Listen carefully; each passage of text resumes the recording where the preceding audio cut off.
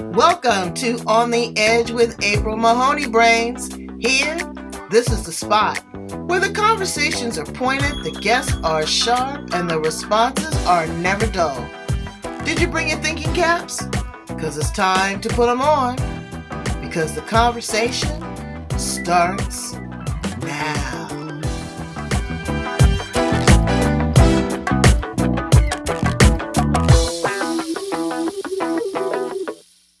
With brain. Why do you call your audience brain? Because I'll tell you why, Gervonna. Because I'm talking to smart, heady people that get it. I wanted to speak right into their cranium, a place where they store information, where they recall information, where they think about information, where they produce information. And so what better thing is brains? And it grabs your attention, right? Yeah. It controls mine because I went brains. Well, here we are back at the same place, brains, on the edge with April Mahoney and Gervonna Ragland. We're going to talk about the anti-bully and the bully, some of the characteristics. We've all been subjected to a bully. And we have been bullies. Okay, I know. I take my seat at the table. But sometimes it's displaced. Sometimes you have to stand up for yourself. I get that. But to pick on someone, to disrespect them, to belittle them, to rob them, to hit them, to hurt them, to shame them, that's not what you're supposed to do. You're supposed to negotiate. You're supposed to talk. You're supposed to work out your difference or leave folks the hell alone. You got choices. So Gervonna has been through a little bit of a kerfuffle, but what she's done is she's turned that into a mission, into a cause. She's working with schools and she's working with corporations and individuals to help become more of a neutralizer, an equalizer, to bring people to the table, to work these situations out, and to make it a much more pleasant environment. So we're going to welcome her here to the edge and learn some lessons, brains. Get a pencil and piece of paper. Hello, how are you, Gervonna? I'm doing well, thank you. And hello, brains. See, she's talking to all of us. I really want to hear a little bit about, your story and your journey and your truth and how you show up in the world. Ooh, my story, my journey, and my truth. Well, my story started out pretty good. Just like everyone else, you get out of college or school and you embark on your career in corporate America. And for the most part, it was good.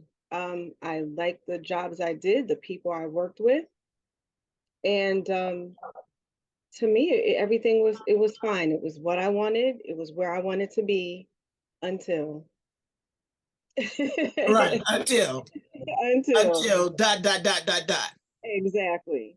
And I was at a company for this particular company for 14 years.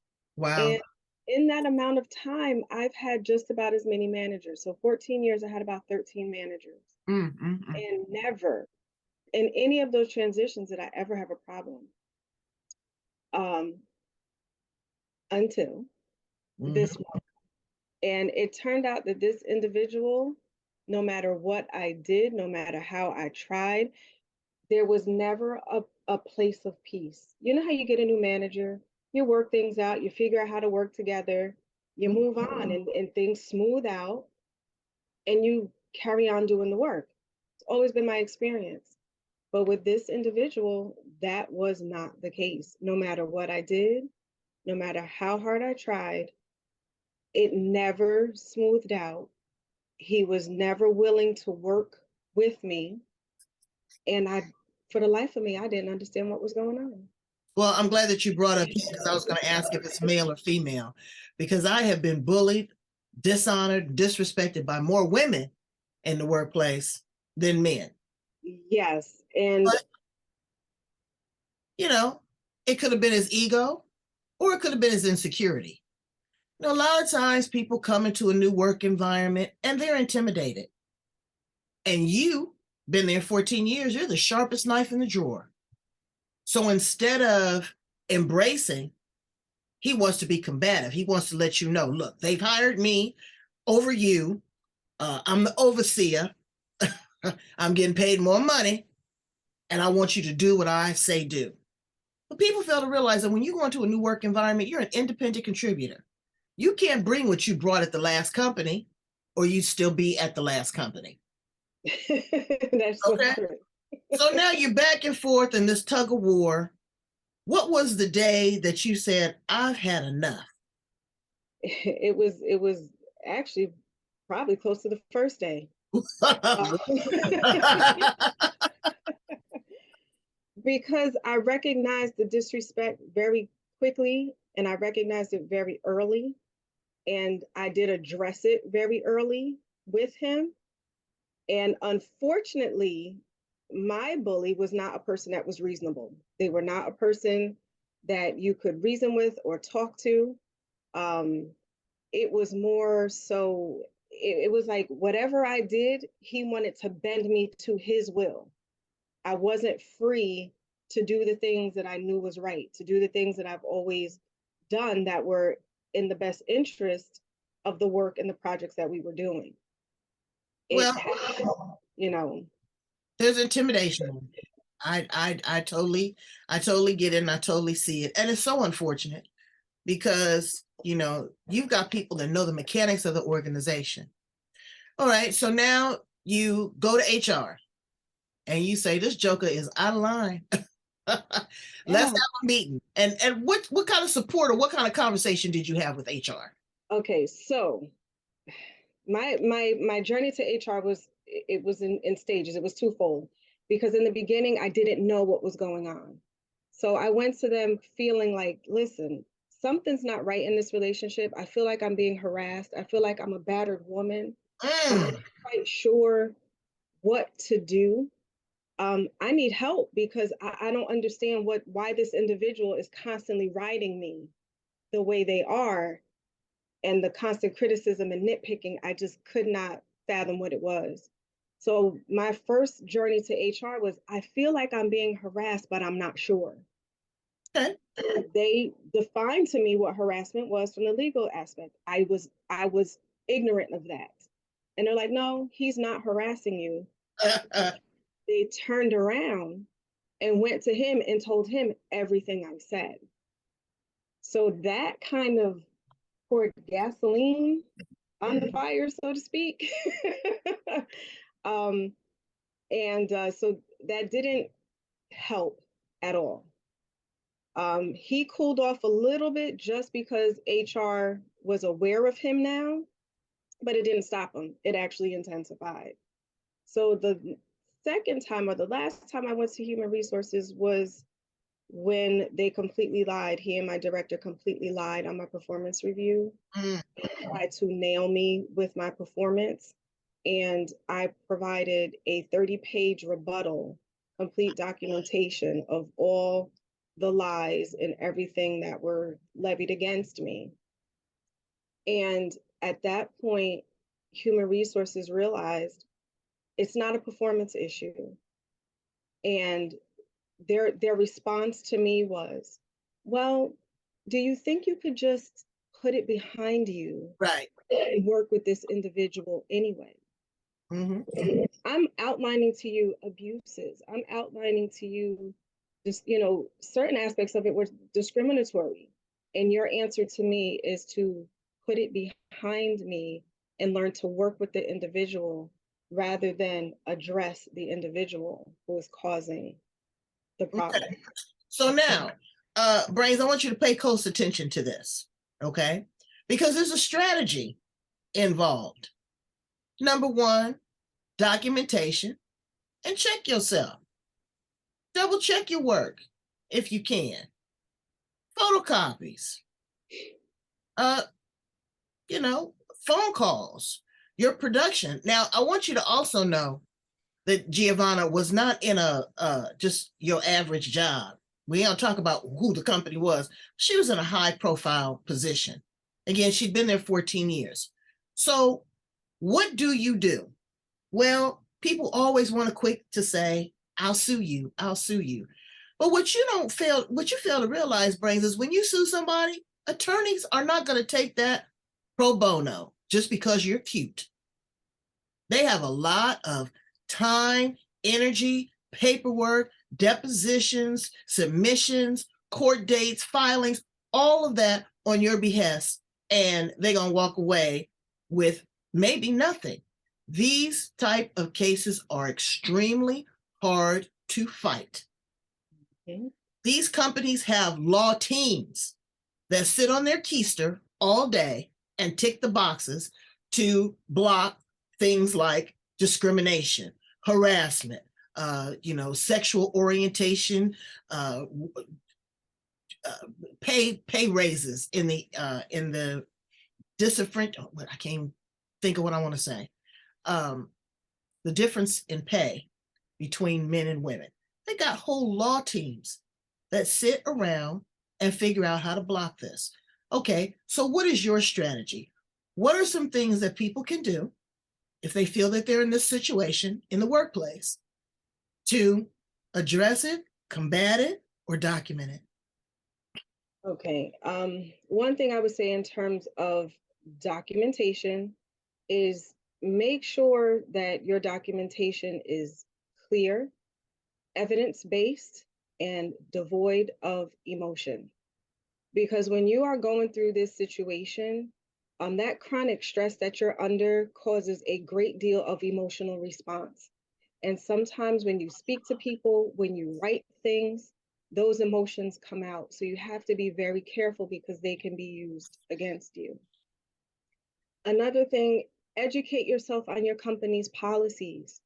If you have discrimination, harassment policies, your leave policies, things of that nature, educate yourself about those things because those are tools that you can put in your arsenal to help you get the help you need, to get you the time you need to be able to take care of your mental and emotional health as you go through this. I would always recommend get the advice of an attorney. A lot of times what you're experiencing with bullying is not illegal. It may just skirt the line, but there's no law that says that this behavior and this treatment in the workplace is illegal. If it were illegal, there would be a policy. Just like there's a policy for harassment and discrimination. There are policies because there are laws in place. There's no law for workplace bullying. So in those instances, lawyers may take your case maybe to help you with severance or things like that, but unless it is clear discrimination, clear harassment by the definition of the law, you may not be able to sue a company, and it would be up to the lawyer to determine whether or not that is something that's feasible. Well, Brains, I'm gonna self-disclose. I had to take a company to task. Yes, I did. And it was clear and it was overt. And I had witnesses. But when it came down to them putting their livelihood on the line, oh, they went ghost. Okay. And I can't blame them in a way. They've got to pay for their kids' tuition and pay their things. And then they come to work and the boss is looking at them with a side eye. But right is right and wrong is wrong. And I held my tongue for a long time. And I was denied opportunities 3 or 4 times to further my career there based upon the circumstances that occurred. Well, one day, a little angel came down from heaven, had a little conversation with me and said, well, April, you're going up for this position again. What's your strategy? I see that you've tried this 3 or 4 times and you didn't get the job. I told him what happened. And baby, we opened up a can of worms. Not only did I get the promotion, they got reprimanded. I got to move to another department. But this is the kicker. 20 years later, I got a letter from this company. They gave me a check for $46,000. $46,000 because I had been wronged. So let me tell you, brains, the devil is a liar. Sometimes you don't have to be at the forefront, fighting, hollering, screaming, all on the television and all this kind of stuff. You got to have a strategy. And the things that Gervonna has just explained to us is very important. Know your policies and keep your nose clean. And everything is not a discrimination against you because they don't like you. There are people that all of us do not particularly care for. And you're telling me a big old fib if you say that you're not. But you don't pick on those people. So let's talk about the little people in school. Yes, I have been the bully, before, because I wanted, I was the popular girl and everybody wanted to be my friend. And I figured that, if you didn't conform to what I was doing, then, you just weren't part of the A team. But I never put my hands on anybody. I talk to you kind of bad. And I might take your Twinkie, something like that. But I would. But I wouldn't try to beat you up or anything like that. But I've been bullied where I had to stay in the classroom because a girl named Pebbles and her little 5 friends was going to get me. And they kept telling me they was going to get me. Girl, and one day I went to leave school, went out the gate, and here come Pebbles and them right behind me. Boy, my heart was racing. I couldn't get in that car quick enough. Mama had to come pick me up. She said, baby, what's wrong? I said, Mama, they going to get me. I said, if they don't get me today, I said, I got to come here tomorrow. They're going to get me tomorrow. She said, they're going to get you right now. I said, what? She pulled that car over. She made me get out. She made me scuffle with Miss Pebbles in front of everybody at the school. And my mother was the helicopter mom. There wasn't no big kerfuffle. I got in a couple good licks, but I got my self-respect. I got my street cred back. And it taught me a lot about what I had done to others and what is being done to me. I don't encourage violence at all with children or adults, but you got to be able to stand up for yourself. You got to be able to look yourself in the mirror and have that I am conversation. You've got to be able to talk to your parents. You got to be able to talk to your teachers. You got to be able to connect with these kids' parents because this is a learned behavior. Wouldn't you agree, Gervonna? This is not something that is innately in all of us, is to be mean and disrespectful. I would agree with that. I think in a lot of instances it is learned, but there are some cases where there's personality disorders that may be involved. But in a lot of cases, especially with little ones, it's learned, I do believe. And it's so wrong. How do we even address that? Okay, because the teachers have had enough. They're putting their own money back into the classroom for supplies. They have to be the mask monitor. They have to subject themselves to injections that they may not agree with to teach these children. These children come to school with guns. 6 years old, a 6-year-old boy shot his teacher. Yeah. And during COVID, I think that was the best time ever because the parents got a snapshot of who this little booger wolf is in the classroom. Okay? They didn't know who they were. Oh, the teacher's just picking on me. The teacher doesn't like me, all this kind of stuff. And now they're pouring over that anger and, again, taking other kids' Twinkies, pushing them, threatening their lives, social media. What do we say to our children? Stop. That's what you say to your children. Stop. I'm involved with a program where we go into schools and we teach children about bullying from kindergarten up through high school. I'm involved with the little ones, kindergarten to 5th grade. And the one thing that we do teach them is to stand up for themselves. And the difference between what happens in school and what happens in the work environment is in the school environment, there is a clear path of escalation. From first, you stand up for yourself, you try to remedy the situation on your own, trying to teach witnesses to engage and support their classmates. The same way we look at work, but they're like, I have bills to pay and they stay away. We want children to start supporting their classmates, stand up to the bully because there's more of you than there is of the bully. And then once you've done that and it continues, then there's a path of escalation where it goes to the teacher, the administrator, and so forth and so on. But it starts with teaching our children how to treat one another, how to stand up for themselves, and what behavior is acceptable and not acceptable when it comes to the treatment of each other. And words are powerful. You know, words have meaning and they are impactful. I mean, you know, somebody had coined a nickname to some kids.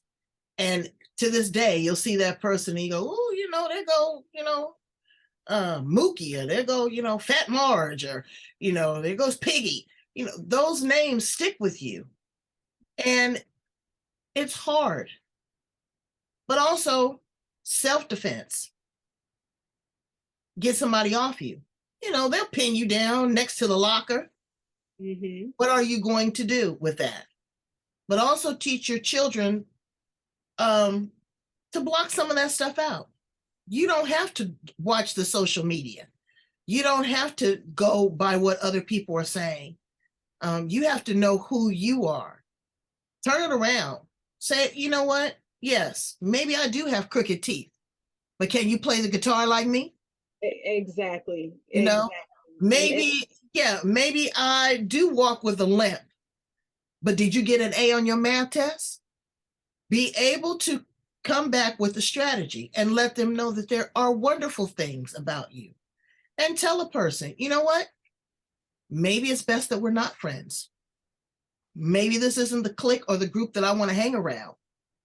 What are you doing to be a good, positive person? I had a little friend, her name was Tonette. She had a medical condition, and I didn't know she had a medical condition, and she was very large. And they talked about her. They talked about her so bad. And I would make it a point.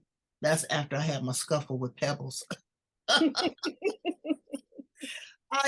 made it a point to have lunch with her a couple times a week. Just sit there on the bench and be her friend. She had the prettiest face and skin and curly hair, but she was very large. And that was because she had a medical condition. And I saw her maybe about 5 or 6 years ago, and she remembered me. And it touched my heart. So give me some of your success stories. Tell me some of the things that you've been able to turn around. Oh boy.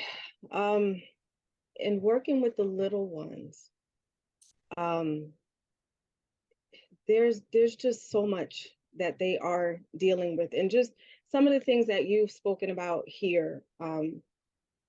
Learning to speak up for yourself, learning to turn things around, learning to accept yourself for who you are.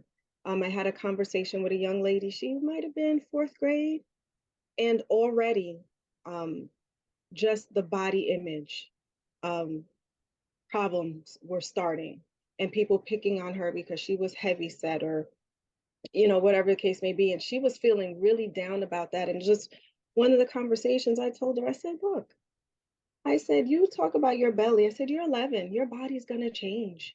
I said, look at me. I said, I got a belly. I said, but you know what I do? I go in the mirror every morning and I look at my belly and I say, hello, how are you today? That's You're my beautiful. friend, and you're going to go with me wherever I go today. Exactly.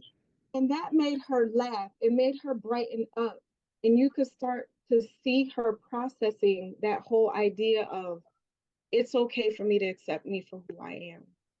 And understanding, well, if someone is doing this to you, is this someone that you really want to be friends with? Right.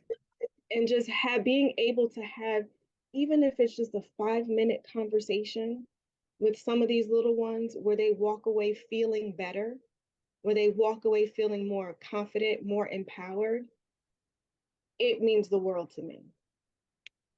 Conflict resolution. I tell this story all the time.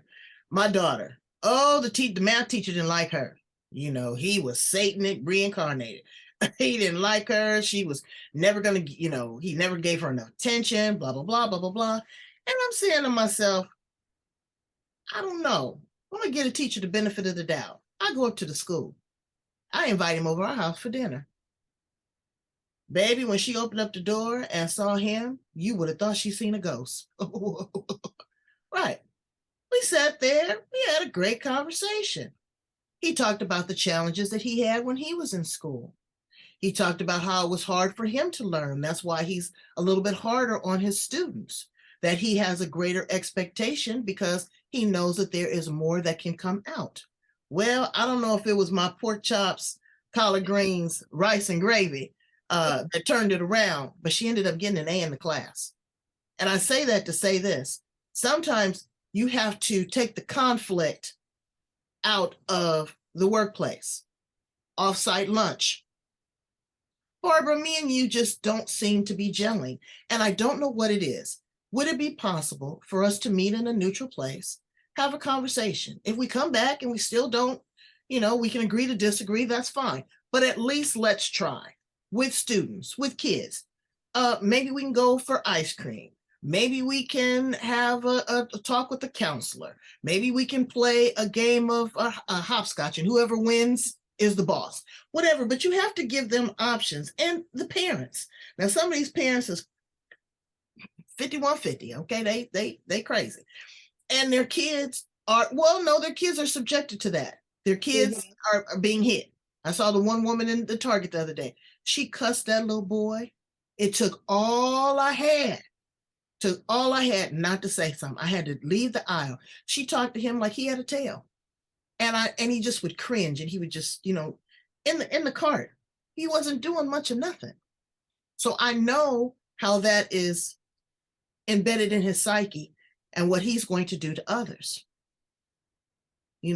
So what do we say to parents that are bullies?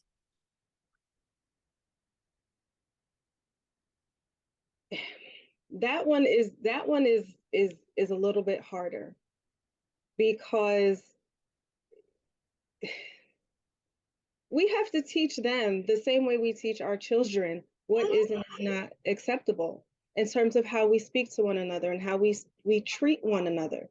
Even though it's a little person, that little person deserves respect, to be spoken to in a manner that dignifies them. And it's one of those things that, and my husband says this all the time, because we see situations like that as well. It's like, you need a license to drive a car and you have to pass a test, but you don't have to have any type of screening or skill or test so that you need to pass in order to produce a life and become a parent. Right. And it's a whole lot of life skills that need to be learned as parents, so that we can instill those into our children. But if it starts back here, it doesn't start the minute you become a parent. It starts as you develop as a person. So it's one of those things. I think it's a little harder to tackle, because it's one of those things that could be generational. It could be cyclical, and that individual has to then decide to not push those things forward. Right. And doing the deep dive, understanding who you are. Again, like you said, the epigenetics. Where did this trauma come from? Is it, drugs? Is it alcohol? Is it shame? Is it, former abuse? What is it in me?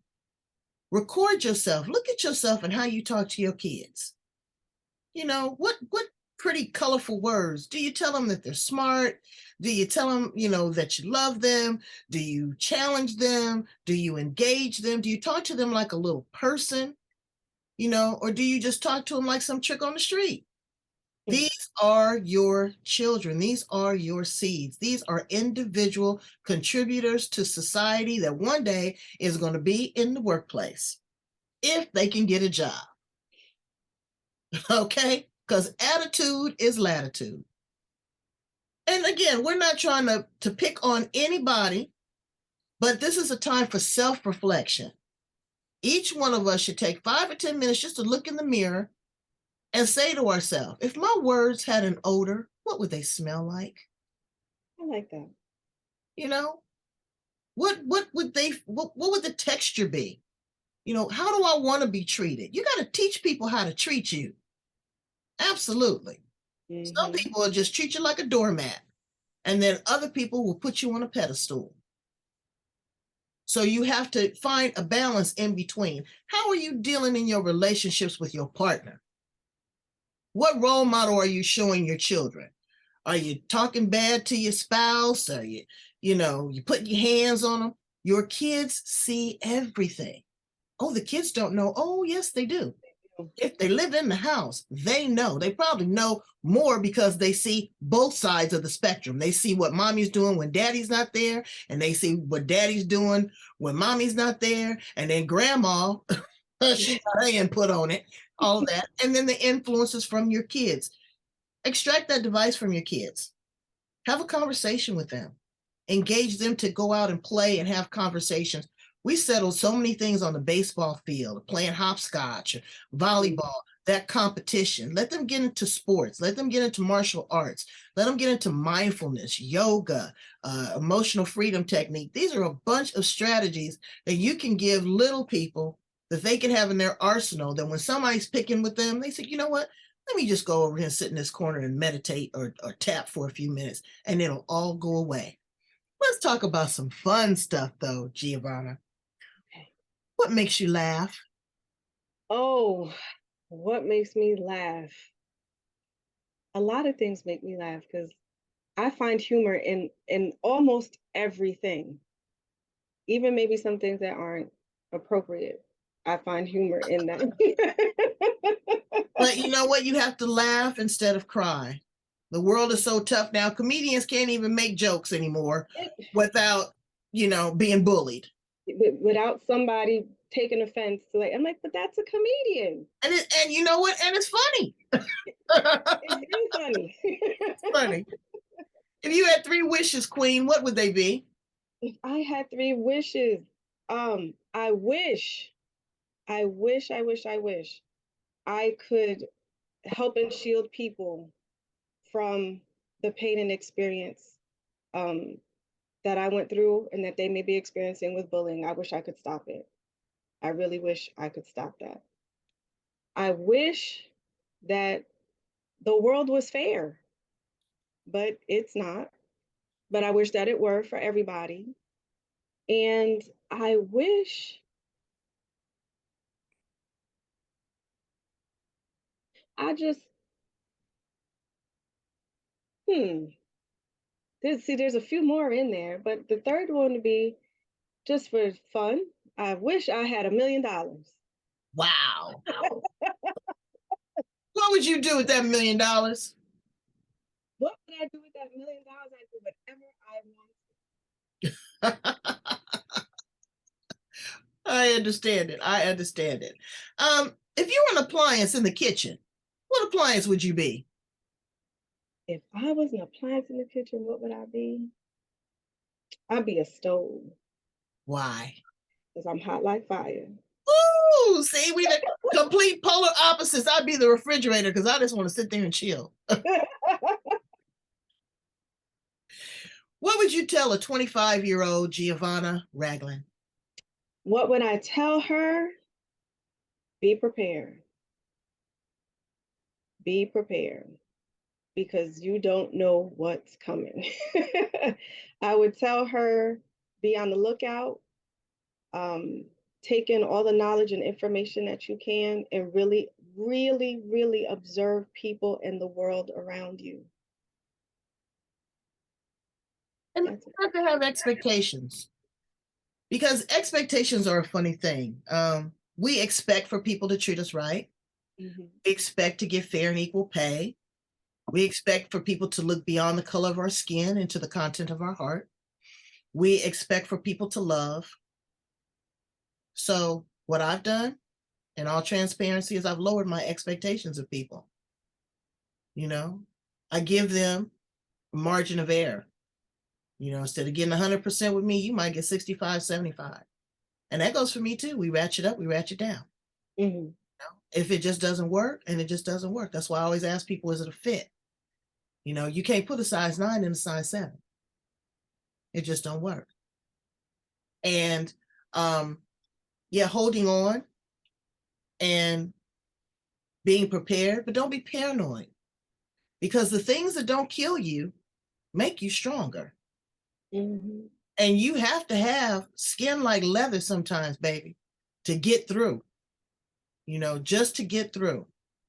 I think, again, back to these children in these households that are dysfunctional. Every day they get up, if they are able to have a meal, they go to school, everything's fine. And then come 3:30, your whole life changes again to the next day.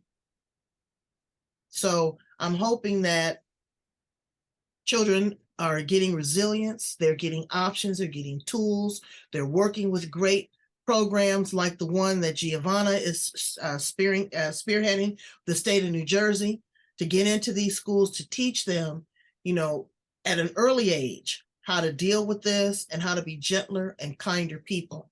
Tell our brains a little bit about the program that you are involved in with the Oh, state. yes. So the program is actually through the state of New Jersey. I actually work, as part of that program. And what that program does is it goes into schools and it helps educate children, not just about the name of the program is the Child Assault Prevention Program. And it goes into schools and it really teaches children how to protect themselves as best they can with what they have, against things like bullying in school, how to stand up for themselves, how to support one another if they see someone else being bullied. It teaches them about how to protect themselves from strangers if anyone were trying to harm them. It teaches them a little bit of self-defense if they need to get away from someone who's trying to harm them. Teaches them things that they can do.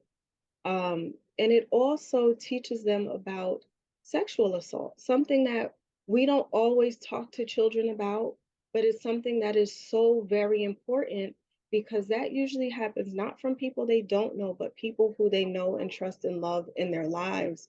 And teaching them that it's okay to say no to things that make you feel unsafe, that make you feel uncomfortable.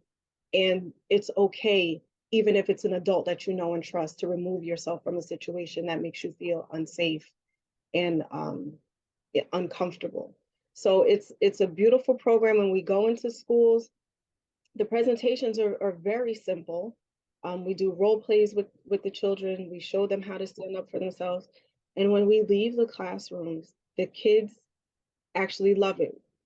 And the teachers are so appreciative because they come to us and they say, we need to be talking to our kids about these things.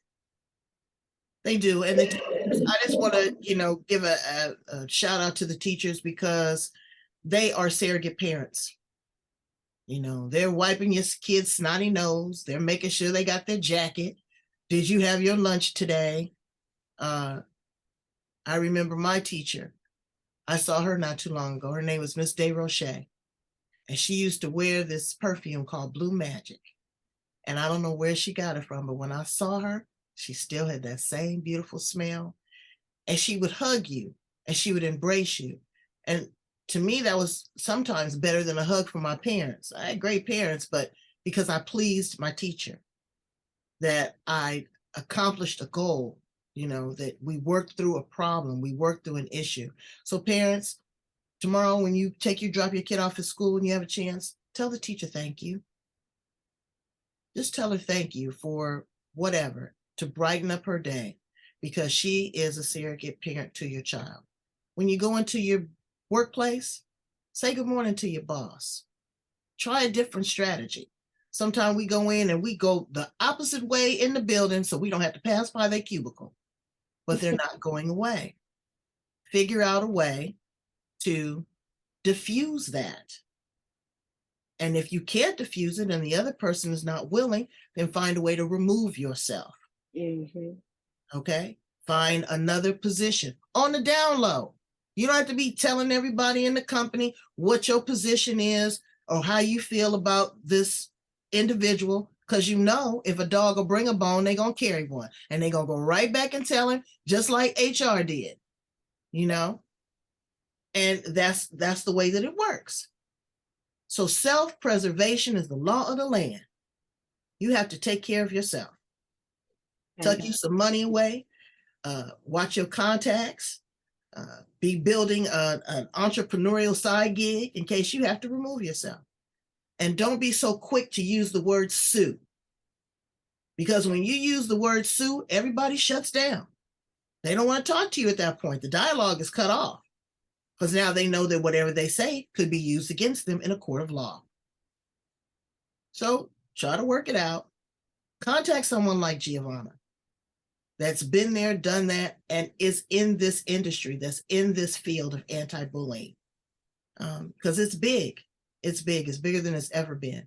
Please tell my brains how to get in contact with you so they can work with you, maybe even work with you as creating a template from the program that you have established there into other cities, other counties, other states, and even places around the world. I do want to make one correction. Okay. This is not live. It's not a program that I have created. Oh, It okay. is a program that's run by the state of New Jersey, and it is international. Oh. They run in different countries teaching children the same thing. I just wanted to make that very clear. Okay. All right. We stand corrected here on the I don't want to be getting myself in trouble like I didn't do. know. No. I get it. That was on me. So tell them how to get in contact with you so that they can get the information that they need. Absolutely.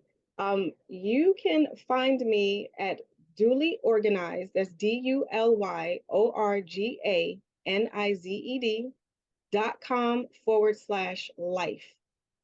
That is my life coaching webpage where you can reach out to me, set appointment to speak with me. I'll be very happy to talk to you. And you can also email me directly at dulyintegratedlife@gmail.com. That's Duly, DULY, integratedlife@gmail.com. Okay. Integrate this into your life, into your psyche. Try. That's all I can ask you to do. Is to be the best possible person that you can. To instead of just think, how about think and then rethink it? Be careful what you say, what comes out of your mouth. Imagine what your words would smell like when they do come out of your mouth. Open your heart to love. Take somebody else's pain and anxiety. You don't know what they're going through. Take that into consideration before you pop off. And love on your kids and teach them to be nice, kind people. Please and thank you always works. And please and thank you for being here with us on The Edge, the place where the conversation is pointed, the guests are sharp, and the responses are never dull.